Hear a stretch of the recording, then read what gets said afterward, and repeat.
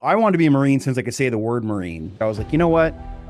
I'm just done being the guy who wants to volunteer to fight anymore. I just did my time. I did ayahuasca a year and a half ago, and it was freaking light switch, dude. Changed my life like immediately. I was like, this is just how it is. I'm angry, I drink, I fight, I do this. This is life. Life is this way. To be honest, man, nobody knows what the hell is going on here. Welcome back to the Tim Teaches podcast. I'm your host, Tim McCoy. Today I have the pleasure of welcoming Jared Reinhardt, a Marine Corps veteran and the head of integration coaching at the Heroic Hearts Project, nonprofit organization that connects military veterans struggling with PTSD, primarily using ayahuasca and psilocybin. It provides education, preparation, and post-journey integration support to help veterans heal and reintegrate into society. Jared, thanks so much for joining me. I appreciate you taking the time to share a little bit about yourself and Heroic Hearts Project. Oh man, I really appreciate the time with you, Tim, as well. I'm looking forward to it. I kind of like to back up a little bit before you joined the military, what life was like for you, and then how you got into the military, and we'll take it from there. I got two older sisters. I'm the youngest of a family of three children. My parents were together my entire life, which is a good or bad thing, depending on who you ask. And they're still together. I grew up in a pretty, centered conservative type family. We were a part of a lot of community organizations, kind of like being involved in church, but not church. It was, I was kind of involved in a youth group fraternity before I joined the Marine Corps and was leading my chapter in my state through that. And then high school, man, for me was not fun. Yeah. I mean, I was undiagnosed ADHD, so school was never a good thing for me. So actually, I dropped out of high school at the age of 18. They wanted to hold me back for another semester, and I was like, screw that. We're at war. I'm gonna go to college and get my credits to get my GED, and then I'm gonna join the Marine Corps. So that was how I got into the Marine Corps. About the age of 19, I jumped in and started as a private in the Marine Corps. What year did you join? 2006 was when I got in. Right in the middle of things. So you were a go-getter, because a lot of people like myself, I joined in 98. There wasn't nothing going on back then. And so to jump into the middle of Iraq and Afghanistan. So that's kind of a turbulent story for me, because I joined. So I wanted to be a Marine since I could say the word Marine. I can't even tell you why. I was probably watching some movie as a kid, probably like Sansa Iwo Jima, or like maybe even Aliens, with the Space Marines. And I was just like, I want to be those guys with the machine guns and the thing. So it was always the plan to join the Marine Corps. And then when we got hit in 9/11, I was like, I gotta go. I mean, like my binders in high school were filled with, I put pictures of Marines on the front lines on my binders. And that's actually an interesting story as it pans out later in my life. But so when I joined in 2006, my recruiter was like, hey man, I got this hookup for you. I know you want to go into special operations. I know you want to do this thing. We're going to put you in this thing called security forces. And I was like, what's that? And he talked about Fast Company and how they like deploy and help out embassies and stuff. And I was like, well, that sounds awesome. So I did that. And I ended up guarding subs in Washington State for 2 years. Okay. And that was the most garrison, terrible job that I ever had in the military. And so when I got out of that job, I was moving to a grunt unit, and I was going to go to 2-7. They had just gotten back from their Helmand deployment in 08, 09. Mm-hmm. And so those guys, and that deployment was rough for them. I mean, like they had 18 killed, over 150 casualties, most of which were double amputees and triple amputees. Like it was rough. Their main mission was to secure the entire southern half of the province of Helmand without any support. It was they were standing up Leatherneck at the time. So the Marine Corps was like, this unit has been through a lot. We're going to send them on a MEU next. So my one and only deployment in the Marine Corps was I went on a MEU, and I went to Thailand, Singapore, and then I went to Japan. And so I got to go do a lot of cool stuff. But as you can imagine, as a guy who wanted to fight and go to war, that sucked for me. I was really butthurt about this. Yeah. I got out in 2011, and I didn't adapt well, as most of us didn't. But I also had this huge chip on my shoulder because like I had joined to go to war and never had my opportunity. So about 2012, I got a divorce from my wife. I was pretty young getting married, and I was hopping from job to job doing like security gigs, bouncing, construction, the whole gambit. And then I was like, screw this, I'm gonna go contract. So in the end of 2012, I got my first contract. Then I went to Afghanistan for a year, and then I went back home for about 4 or 5 more months, and then went to Iraq and stayed in Iraq for the next like 3 years. So I was in Iraq for 11 months, and I would come home for 1 month, and then I would go back to Iraq for 11 months. Oh man. Were you doing like security contracting over there, or what kind of stuff were you doing in Iraq? Yeah, my primary job was security at first. Like I was doing a lot of guard posts, and then I was doing some PSD. I was in Iraq. I was primarily guarding the old Camp Balad, which at that point, when I showed up at Balad, it was abandoned because the Iraqis had taken it over at that point. Yeah, because I was working for the Iraqi government, and they were gearing up to go fight ISIS. They had just lost Fallujah at the time when I had showed up, so we were gearing them up. So my job was to train the Iraqis to go fight ISIS, guard this base, and then do any kind of people guarding that needed to be done when I was in and out of there. And so it was, and to be honest, it was a pretty chill contract. It wasn't really kinetic. We had some indirect fire and stuff, but thank God I didn't have to actually pull my weapon out and shoot anybody, or if someone wasn't like directly aiming at me and shooting. They were just kind of like, hey, there's Americans here. Let's throw some mortars their direction. That was my home away from home for about a year. I did convoy security out of Balad, and Camp Anaconda was the name back then. And so super familiar. Not a great place. So you and I could probably swap stories about. When I got there, it looked like a scene out of The Walking Dead, because plants had come through all the Quonset huts, like all the nature had started taking back over. Everything had been ripped out from the Iraqis, like getting all the wiring out of the walls and stuff. So like we were roughing it there for a few months while we were standing the base back up. So you did some security contracting, and then obviously you got out of that, and you're partnered up with Heroic Hearts. How did that kind of go down for you? So that's another weird twist in this story. When I was a contractor, I was like, I'm making good money. This anger problem that I have is suiting me really well out here. And it was keeping me away from like over drinking, which was a problem, and a bunch of other stuff. So my plan was to stay as a contractor for the next like decade, make my millions or whatever, and then retire, like invest and retire. So while I was contracting, like I said, I would go home for like 30 days. And during that 30 days, my friends back home, most of them, actually all of them, never were in the military. We were all punks growing up. So we were like into punk music. We had we into shows. So they were really into partying. So when I got home, man, it was party central. Like I would party my face off, and we would do all kinds of stupid shit together. But the one thing that they did was, when we got home, they would always like be like, hey, we're gonna give Jared a psychedelic to work with before he goes back to Iraq or Afghanistan.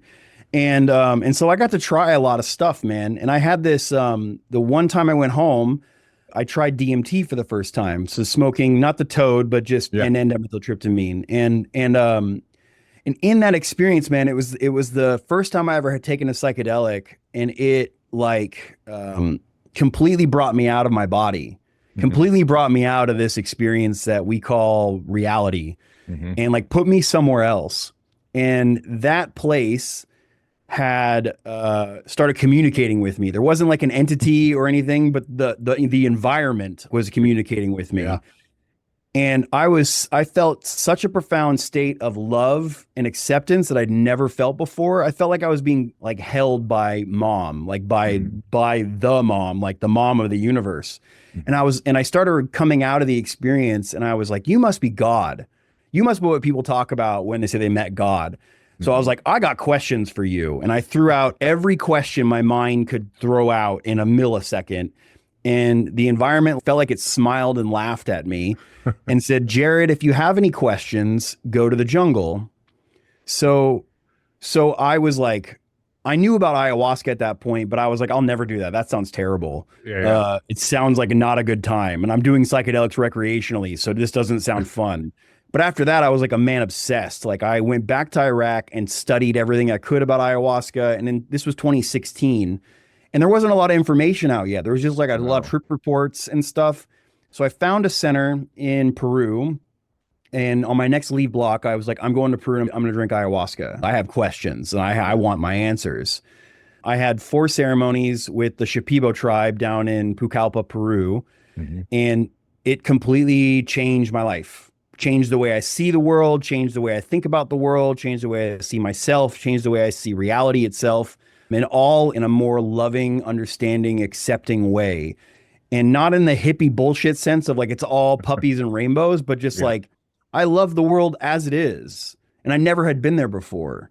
So I went back to Iraq right after that. Like I went from Peru, and then after my leave block, I went back to Iraq for another 10 Oh, months.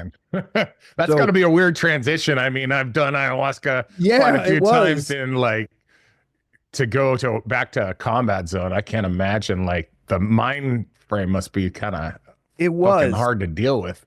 at first, but man, I felt really confident because I was thinking, because like I said, that contract was pretty chill. I had a Mhm. really easy routine out there and I knew the people. And honestly, everyone out there, I had told I was going to go do this. So they were all pretty excited to hear my story about what had happened. And so when I got back, I started adding things into my routine, like meditation, like studying philosophy, like listening to books on spirituality, reading different holy books, because like honestly, I was trying to figure out how that I could be on a retreat for 9 days, do 4 ceremonies, and I had changed so much. This isn't possible. How is this possible? And when I went out there, man, like I said, I had anger problems. I was aggressive. I was all these things. But then, like, I started making friends with everybody instead of being, the mean guy. I started making Yeah. friends with everybody. And more so, I actually started becoming friends with the Iraqis. And I'd never done that before because I always viewed them as like, they're going to turn on me at any moment. So, or they're going to die on the other side of the wire. So why care about them? Yep. But like, I just was like wanting to know about them. And kind of full circle, when I had all these pictures of guys on my binders in high school, one of my interpreters, he was in Baghdad when the bombings were occurring, that whole shock and awe thing back in 2012, I think. Yep. No, 2002. 2003. Yeah, 2003. And so at that time, I was in high school and I was watching it on TV. And I remember thinking, man, I can't wait to get some and get out there. And we were talking about this. And there was a moment when I was talking with him and I was like, man, if I was born in your body in Iraq, I would have been leaving. I would have been leaving Baghdad and you would have been in my body watching it on the TV thinking the same thing. So there was a moment where I'm like, me and you are the same. Yeah. We're the same age. We were going through the same, like, but something very different. So it was this really crazy moment. And my mentality and my curiosity about the world had shifted so much that like the Iraqis loved to be around me. They would actually bring me gifts from home when they would go back out on leave from the base, because their wives would be like, who have you been talking to? Because like the stuff they're saying is more about like understanding and love. And they started that started resonating with them and they would take that into their own life. So after this whole experience in Iraq went from a contract to feeling like I was at home, it was very strange. I was like, you know what? I'm just done being the guy who wants to volunteer to fight anymore. I was like, I'm not afraid of fighting. I'm not even against violence. I just did my time. I'm over it. And so I didn't know what to do. So I went back to Peru just to drink ayahuasca again. This was about a year later. And I was like, because it's honestly, it was a great medicine for me to use at a crossroads anyways. And I was like, I'm going to go and see what I should do. And when I was out there, the retreat center said, hey, Jared, would you mind staying and helping us facilitate? And you can live out here. You just got to pay rent and everything else. And I was like, yeah, I would love to. Yeah. So I lived in Peru for about a year, helping the Shipibo serve ayahuasca to all these groups of different people from all around the world. What kind of groups are you getting down there? So it wasn't mainly veterans. It's just your No, everyday so that's people? the funny thing is like when I went out there, I was hoping that there was going to be some veteran like me who was going to show up because man, when I showed up, I was like, man, these hippies don't know anything about Yeah. anything. Yeah. And I felt so closed off because I mean, I came just from Iraq to Peru. So I was just like fully engrossed in the mindset. And so I was like, man, if there's any veterans out there, I'd love to be able to look at them and be like, hey, man, and help in any way. A couple of vets went out, but man, we had all walks of life. We had people who had been saving for years to go out there. We had millionaires. We had, I would call them pseudo celebrities, nobody important, but like they were starting to become In big their own mind. influencers. Yeah. So we had professors, we had spiritual people, we had yogis, we had all kinds of people. So I used to laugh and say this felt like college for me because all I would do is talk to someone about their story and they would give me all this information about life or about their philosophy. And it was very enlightening for me. At the end of that year is when I was asked to go on a documentary about veterans using ayahuasca and other plant medicines for PTSD. Mm-hmm. And so I went to that retreat that was in Iquitos. And that was when I met Jesse Gould. And also at the same time, I met my wife. So two of the most influential people in my life I met at that last retreat that I was on in Peru. And at the end of that, Jesse asked me, he's like, hey, man, I'm starting this thing, this nonprofit. We're going to try to get veterans out to drink ayahuasca to help with PTSD. Would you like to help? And I was like, yeah, man, anything. So about 6 months after that or so, he called me up and said, hey, Jared, we need a coach to help these veterans get through it. And I'm not going to lie to you, at the time, I was like, what is a coach? Yeah. Yeah. And he told me what a coach was like in this space. And I was like, oh, well, I can do that. Like I can help like people prepare and help them kind of get back to their feet. And so at the time this was 2017, end of 2017, I was the only coach for HHP and I was coaching every vet that we sent out. And we only were doing a couple, maybe 4 retreats a year at that point, 4 or 5 retreats a year. And then it only expanded up until where we're at now. I'm kind of curious. I mean, I don't know Jesse. I've done a tiny bit of research on him, but how did he get into it and why did he start the nonprofit? So Jesse also, after the military, he went through the same, like he had PTSD and he had issues and the VA wanted to give him pills and they wanted to give him all this other stuff. And he was just like, I don't really want all that. So he started exploring other options and he looked into psychedelics. And during his his own journey of finding himself, he was doing odd jobs. He was traveling across South America. He was doing a bunch of other stuff. He went to Colombia and worked with ayahuasca. Okay. And that clicked a light on for him as well. And so he had the same mindset I did, but I think he just had the drive to like, we can make something out of this. Yeah. And was like, I want to helping people. Yeah. I want to get veterans the same access that we had. The goal isn't like, even for us now, the goal is not to like make this the therapy for veterans. We just want this to be an option for veterans to use because it helped us so much. Mm-hmm. Yeah, I mean, that's kind of right up my alley, dude. I was for 13 years, did Iraq. I was in law enforcement, and other people who've listened to this have heard my story before, but it's the first time talking to you. So, I mean, I suffered with PTSD for almost 20 years from both law enforcement and the military and losing my brother and all this stuff when I got back from Iraq. But yeah, dude, I did it. I did ayahuasca 2 years, well, a year and a half ago, and it was freaking light switch, dude. Changed my life like immediately. It's crazy how much it helps. And so that's what got me to start this whole podcast, literally.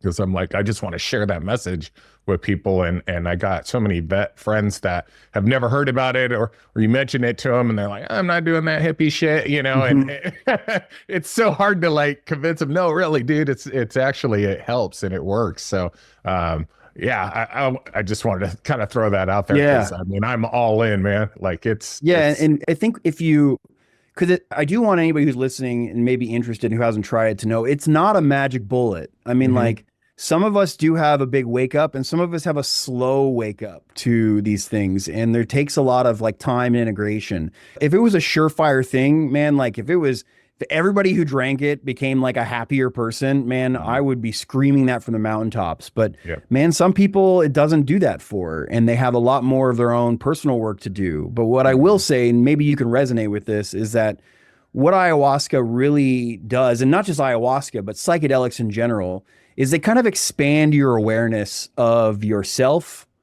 And if you expand that awareness of yourself, you start becoming aware of maybe the shit that I'm doing isn't working. Yep.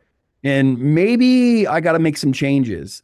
And that's the hard part, is because maybe you're not ready to make those changes, but now you are aware that those things that you're doing are not working for you. So you can either A, sit in the misery of knowing that they don't work for you, or you have to start making changes because now you know you're not ignorant anymore.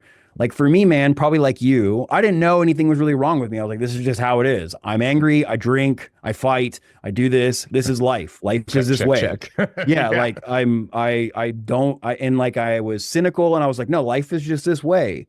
But I didn't understand that life didn't have to be that way. So that's what psychedelics really did for me, is they open that awareness to say, like, that is one way of living. It's not the wrong way, but it sure does cause you a lot of pain.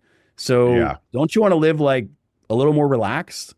Yeah, I think my biggest problem was I did it and it was like night and day. I mean, it changed me immediately, but the integration process, and that's what you guys do really well, it seems like, is there. The place I went didn't really have a pre or post integration. And so I was thrown back into everyday life, and my wife, I come home, and I was having a hard time before I went. And come back, I'm like, oh, I'm fixed, and she's like, you're still an asshole to me, like, I'm like, no, really, I've changed. So it took her, 5-6 months before she got to go down and do it herself, and then goes, oh, I'm so sorry. This actually can change your life. Yeah, and that's actually a good point, man, because that's not, we don't only just help the veterans prepare, but those spouses who are interested, we also offer them preparation and integration coaching. Because years of seeing their partner in like a spiral, and then they're like, how is he gone for a week and changed? Yeah. Like it's the same way I felt. Like, how was I gone for 9 days and changed this much? I can only imagine what it looked like for the outside. It doesn't undo the past, but through action and through progressive showing and change, we can help that. But a lot of people are skeptical when they see it at first. And I think that a lot of people about me were skeptical because they're like, okay, I mean, most of my friends watched me growing up. I went through phases like clothing, man. Like I would be I'd wear all different kinds of suits all the time to like change who I thought I was. So they thought this was just another phase, and it didn't turn out to be a phase. Yeah, man. So when did you go down and do it? And how long have you been kind of integrated into this? And, I'm just curious about your life now. What's your normal life like? You're helping veterans, and are you traveling down to the retreats with these guys? Are you doing most everything from remote, or? A little bit of both. So like I said, at the first, man, I was the one and only coach going down there. And then every once in a while, like probably twice a year, I'd go down to Peru with the vets as well. And continue that work, and be with them, because I really wanted to help facilitate. And now we are running a program with about 50 coaches that I'm now in charge of. We got like 4 team leaders that are in charge of those 50 coaches, which is now I also help manage. We have a facilitation program because we're training veterans to help facilitate. So I'm in charge of that program as well. And then when I do have some time, I try to get my feet back into coaching and coach probably 1 or 2 vets a year, maybe more if I can, because I just love it so much. But right now, I would say my average year, I probably go down to work with ayahuasca maybe once or twice a year. And then I go help facilitate. Now that I'm a legal psilocybin facilitator in Oregon, I go to Oregon to help facilitate. That's where I'm at, buddy. Oh, cool, man. Yeah. Well, the Portland area. Okay. Right on. Yeah. I'm in Southern Oregon. So they do have an ayahuasca deal over in Ashland. I've never dipped my toes over there and see what it's all about. But. So that's one thing like that HHP is pretty adamant about, is if we want to make change and we want to make this legal. So we don't want to work with underground, even though I would say unofficially we're supportive of people using medicines in a productive, safe way. Sure. But we do not actively send our veterans out to underground facilities. But churches are in the gray area of Yeah. it. And unless they have the right from the Supreme Court to do that, and only like two churches in America technically have that. And so they're kind of running off those coattails. Anyways, I don't want to get in the weeds with it, but Yeah. Yeah. so we work with ayahuasca in Peru and in Mexico, and where it's legal to do so. And then we work with psilocybin in Oregon, because right now that's the only state that has officially legalized it. Mhm. Colorado will soon be opening the doors for retreat centers to basically open up there, and we'll be working there soon as well.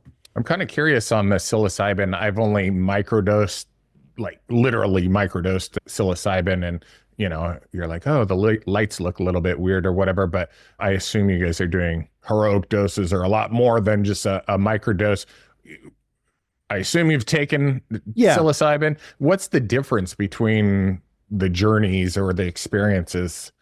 So for a long time, man, I thought that like ayahuasca was like the ultimate Yeah. one. But I'll tell you, high doses of psilocybin, it brings me to the same place Hmm. where I'm getting communication from the mushroom itself, like Mhm. it's giving me downloads and all this other stuff. It also brings me into my so honestly, dosage is really dependent when it comes to psilocybin, and I like to call it therapeutic doses because Not heroic.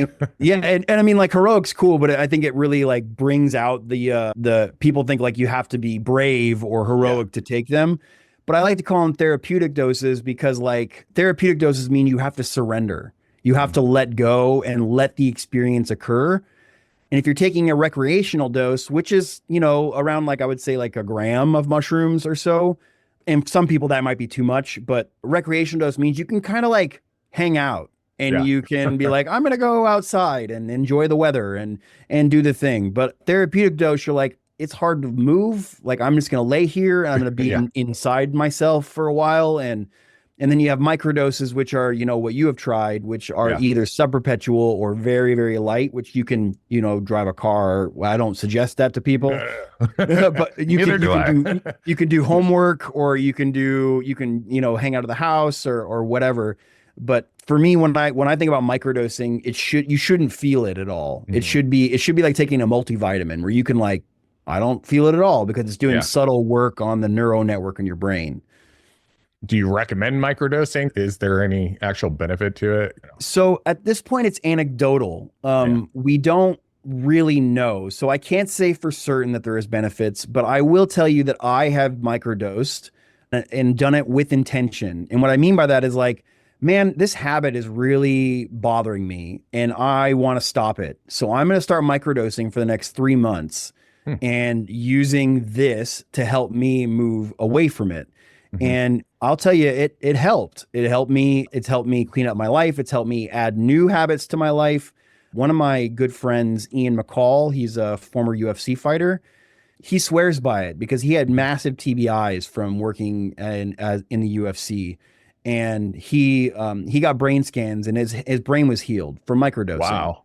Dang. So he swears by it, and many others do too, using microdosing. But I do say for the rest of the American public using it, it can also become an escape, or like, oh man, I'm taking this microdose because I want to feel good instead of like sitting with our stuff and learning to manage it. I'm not saying that don't use it to help you get out of depression, but don't think that you have to keep using it to stay away from depression. It doesn't need to be another SSRI or another pill you're taking every day. It can be used with intention. And when you do it like that, I think it's the most productive way. So I personally think that it helps. And I actually my clients that go through a big psychedelic experience, I say if they actually do start microdosing afterwards, it can help with the neuroplasticity that's already occurring from the big experience to keep continuing it on for the next few months. Nice. During your coaching, so I went to a place called Rhythmia. I don't know if you've heard of it. Yeah, I know on the Rhythmia. coast. Yeah. So that's where I went, and I've been down there 3.5 times. I say half. I went for one night one time. It was just random. But they kind of preach like breath work and meditation, stuff like that. Is that kind of do you find benefit in any of that stuff? Because I find it so freaking hard to actually follow through with that stuff once I get home. I do it for a week and then it's just like, meh, it's seems like So it yeah, takes a lot. we try to introduce our veterans to things like breath work or meditation, because what we're really trying to do is trying to get them into the mindset of mindfulness. I think that meditation does not have to be sitting on a mat and focusing. It's really anything that gets you present. And I don't mean playing video games or something that's distracting, but like for me, I like doing these little Lego models, like building a castle or a Yeah. spaceship or whatever, just for fun.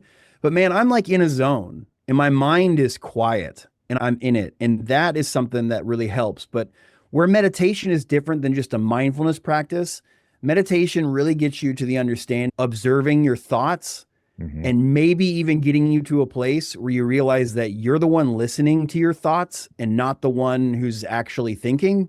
Yep.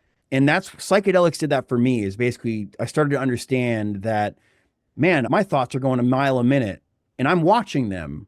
Hmm. So who's I'm the one listening to these thoughts. I'm not the one actually thinking them. I'm actually like the one the brain is doing the thinking, but Yeah. I'm the one that's like watching the brain. So that's where a lot of that changed for me. So we try to get that into the veterans as well as I try to do things that are easy breath work. So I kind of maybe introduce them to box breathing for Hmm. stress. I introduce them to the Wim Hof method because it helps to calm down the brain. But a lot of people have a hard time getting into this habit because they haven't made it a part of their routine. Hmm. So I say, like, use it medicinally. So Hmm. if you know the basics of meditation and you're having a stressed out moment, sit for a second, feel your body, listen to your thoughts. Don't respond to them, just listen to them and like just feel into your body for a second. What's your hands feel like? What's your feet feel like? Like what's the body on the chair feel like?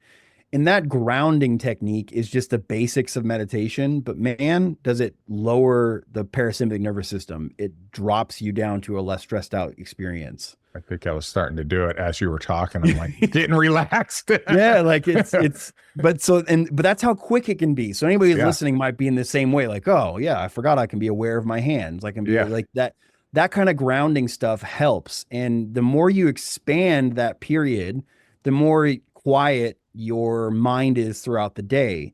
When I was in Iraq, like I said, I added meditation to my routine. So I'd wake up in the morning and I'd meditate for 20 minutes. And man, I have ADHD, so meditating for 20 minutes was horrendous. Oh But yeah. but eventually I stopped trying to make the mind quiet and just was like I would literally sit down, I would take a couple big deep breaths and I would say, "All right, brain, do what you want to do." Hmm. And I'd watch it.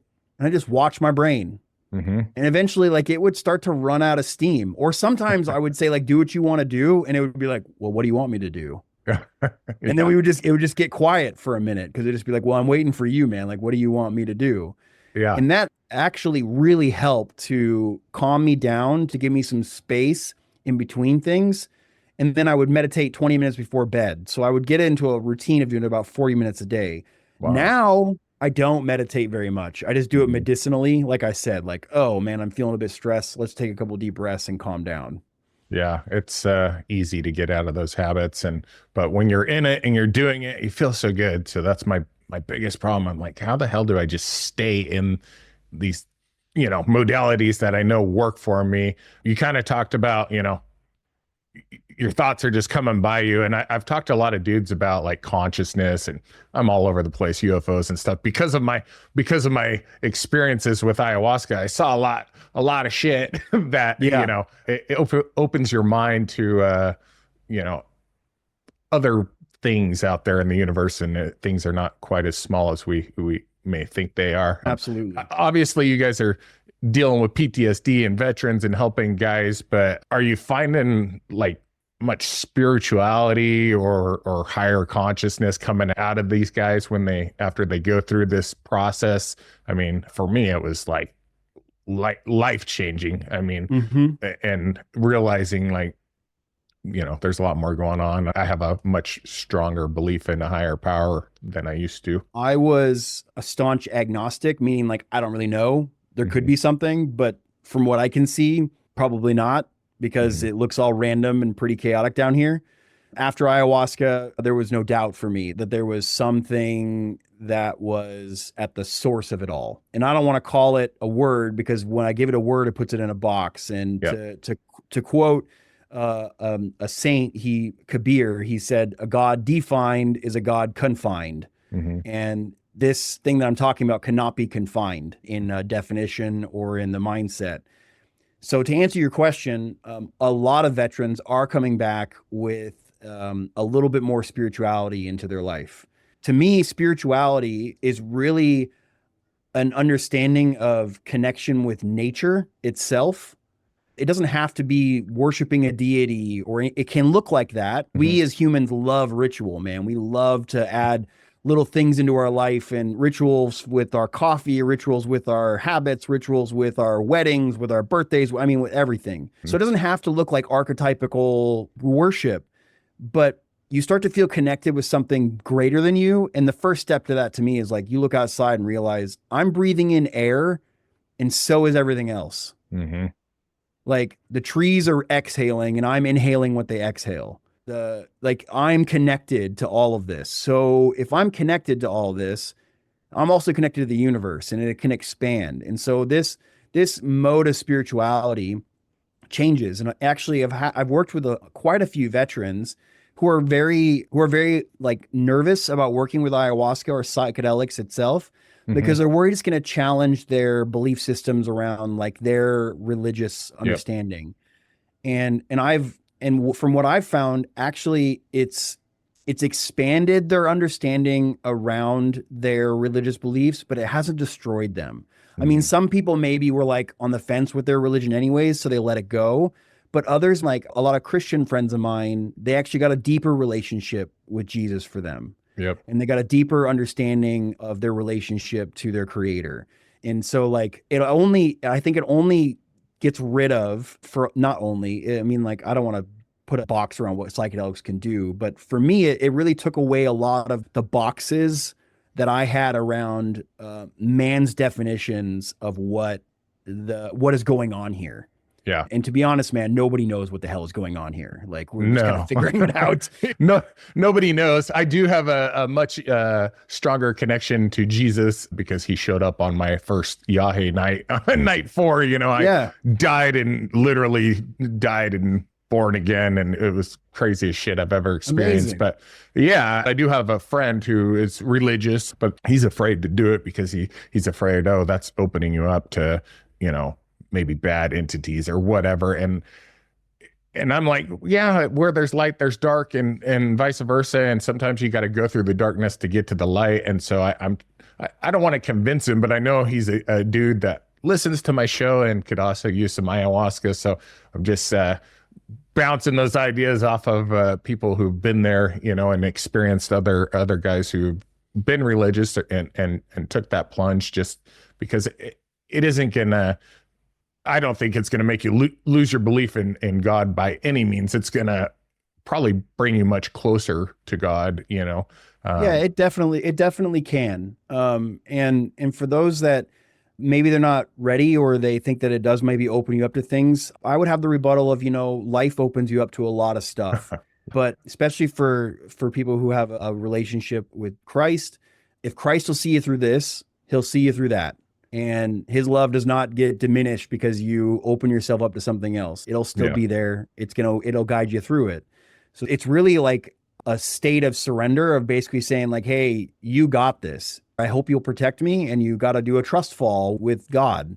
And maybe you'll come out the other side different. Maybe you won't. But I think what also scares people about working with psychedelics, for guys like us, is they maybe have seen a big change, and that change is scary. Like they may think, hey, Tim looks like he's happier, things are working good for him. But man, like, I don't want to have to go through all that. Like, I'm comfortable right here. And we all know how much comfort is the crux of change. Like, we all Yep. stay in our comfort zone. I do this every day. Like, I don't want to go to the store, Yeah. but I got to get food. So maybe like I want to stay in my comfort zone, but like Yeah. getting out of our comfort zone is the point, which is why I think like even ice baths have starting to take off, because it helps you Mhm. get out of your comfort zone, you know? You're speaking my language, dude. I battle with myself all day, every day. It's like, man, I know I need to work out. I have a pool and it's 44 degrees outside, so that's a cold plunge. And so my wife does it almost every day, and I'm like a little pansy ass and I need to get out there and do it, but it's easier to be comfortable, but once you do the hard work and you are consistent, I wouldn't say, every day you got a battle, but what you're fighting for is good, and you're improving yourself, you're improving your life and all those people around you. And they are watching, I know I got people out there watching me going, when's he going to fall off? And we'll see. I'm going to keep. Yeah. My brain likes to should me all the time. You should be meditating. You should be working out more. You should do ice plunges. You should do these things.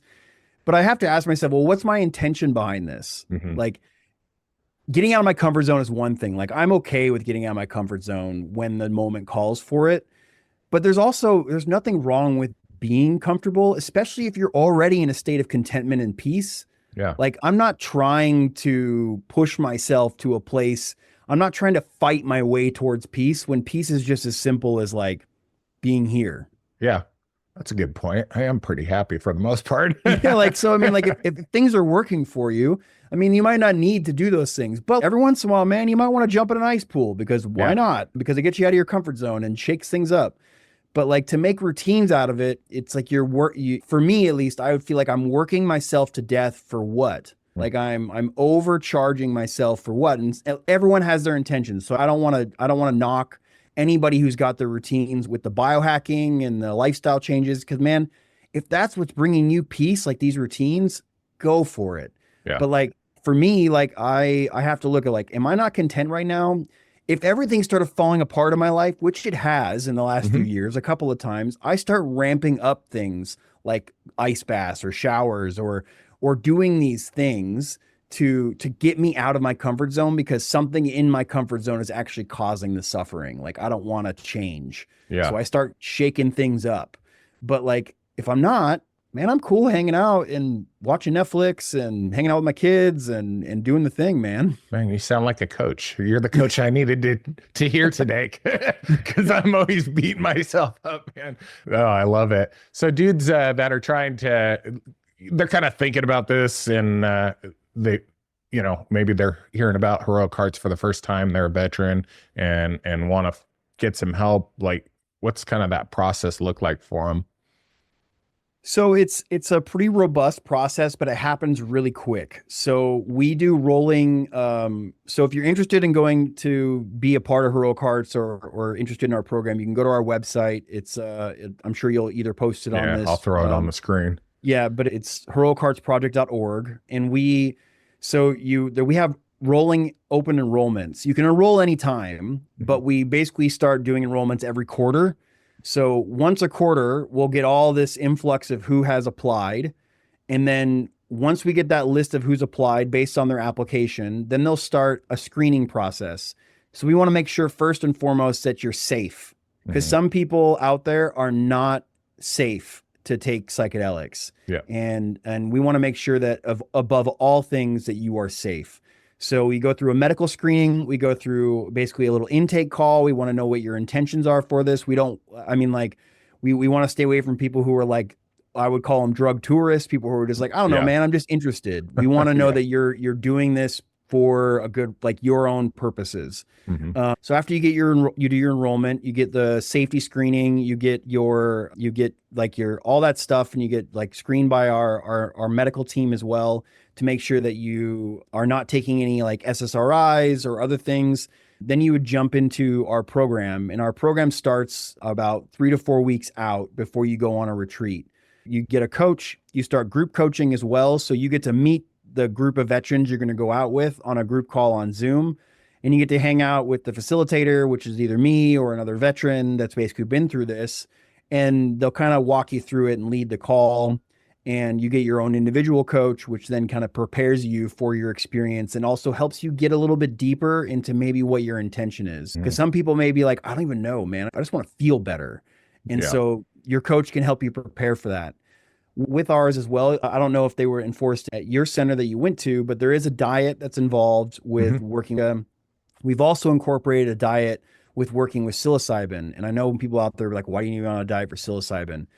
I've seen people eat pizza with psilocybin on it. Like, Yeah, what's the big deal? So sounds like, delicious. but the diet is for a few reasons. Something I learned from working with the Shipibo is that the diet basically prepares your body for a very big experience you're going to go through, as well as get you to a state of homeostasis. So getting all the caffeine, the sugars, the extra salts, the greasy foods out of your system so you can be as clean a vessel as possible before you go out there. And then also on top of that, it makes you start looking at your eating habits. Like the first medicine that we consume is food. And again, man, I'm not against eating a burger or having a pizza or anything like that, but at least know what you're doing and what it causes to your body. And so this gets you in the flow of getting ready for this. And then when you're at the store and you're like, oh man, I really want to eat that pizza. Well, I can't right now because I'm on diet for my retreat. Your mind goes back to my intention for this. What am I doing this for? It reinforces that. So after about 3 weeks of coaching on individual and group, we send you out to a retreat. It's usually about a week long.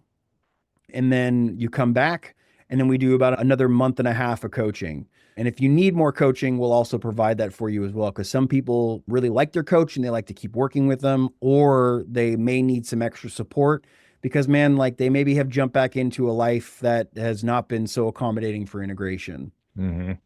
How many guys are you guys sending or gals on average are you sending to a retreat?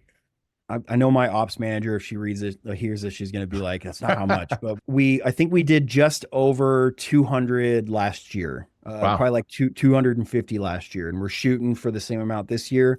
For me, the goal is to do 365 veterans a year and basically just having it. So it's a nice round number. It sounds cool when you say it that way, because it's like you got one veteran a day, but we're ramping up retreats and we're getting more awareness out there. Like we just had 60 Minutes do a report on us, which was mind-blowing to me. Like Yeah. So if you want to check that out too, they can go and watch a 60 Minutes report where they did psilocybin with a group of veterans we sent to Mexico. Yeah, that's awesome. So like the awareness around us is growing, and which does two things, man. Hopefully it does one thing. Since we're a nonprofit, we are donation based. So like we can't do this without help. Like without people donating, we can't have this organization. So we've had a lot of wonderful donors out there who have really supported us through this process. And then with awareness growing, we have lots of veterans who are seeking help. And we have a lot of veterans throughout the year who are applying. We try to serve every single one of them. We try to get every single one of them on retreat. But there is a list that gets pretty long. That's why we do the rolling. So if you don't get one quarter, we'll go another one. If for some reason you may not be safe to work with a psychedelic that we serve, we will find something that does work for you. And maybe we'll hook you up we'll maybe find a therapist in your area. Maybe we'll find you a ketamine service in your area and help you support you that way. Maybe we'll give you some coaching. Maybe we'll direct you towards a place that does something that's more safe for you in that aspect. Or we'll say like, hey man, you're on SSRIs right now. If you're able to wean off, talk to your doctor if it's safe for you, because we don't ever tell anybody to get off medications. Yeah. If it's working for you, please keep on them. But if you're ready to wean off your medication, talk to your doctor, and then we'll get you on a retreat. The reason we have everyone off their medications is honestly because there's not enough research done with psychedelics to know what is contraindicated and what's not. So safety above all else is what we will focus on when it comes to sending our veterans. So we don't want anybody to get hurt. Yeah. We don't know for sure what medications could cause harm and what won't. So it's easier if everyone can just be off of them. Yeah, that's huge. I was on SSRIs before I went and had to get off of them and never got back on them. And so, you know, it's a little difficult at first, but you know, and some people need the medication or whatever, but if you can get off of them, man, do it. It's not something you want to be on for the rest of your life if you can avoid it. But Jared, what am I missing, man? Anything else we could cover or that we're missing? What just came to mind is I also want anybody who's listening to this, there may be spouses out there who are listening to this and thinking, oh man, I would love my spouse to go on one of these things, or even my partner to go on one of these things. I want you to know that we also, I said it before, we offer coaching through an organization called Hope Project. They merged with us a couple of years ago. And we also offer spouses retreats, because with our program, we think that it's a holistic healing, the whole package. So the vet may go out and get their healing, but maybe their partner needs help as well. So we offer those retreats to their partners as well, because we think that it's really important for everyone to get their own individual healing to actually get a whole encompassing thing. Because there's secondary PTSD that comes from people, from the veteran as well. And the unsung heroes of that is the partners and the spouses of the veteran, who is day in and day out helping, managing, and supporting this process of some really hurt people. So we offer that to just a holistic family side of things. So, and at this point, I think, I don't want to speak broadly, but I think we're the only organization that does that right now. And we just want to make sure that, and also we're also the only organization that I know of that specifically caters to all veterans. You don't have to do special operations. You don't have to be infantry only. You don't have to be a certain job type. You don't have to be a Navy SEAL. If you're a veteran who needs help, you're more than welcome to sign up for our program, and we'll try to help you. Man, I love it. I appreciate what you guys are doing. You are helping veterans, and you guys are, I think, the biggest organization out there doing this with the psychedelics. And man, I appreciate all that you guys are doing. I thank you for your time and joining me and spreading this word and helping people and healing the world, dude. That's what you guys are doing. I appreciate it. So thanks for joining me, man. Thank you so much, Tim. Absolutely.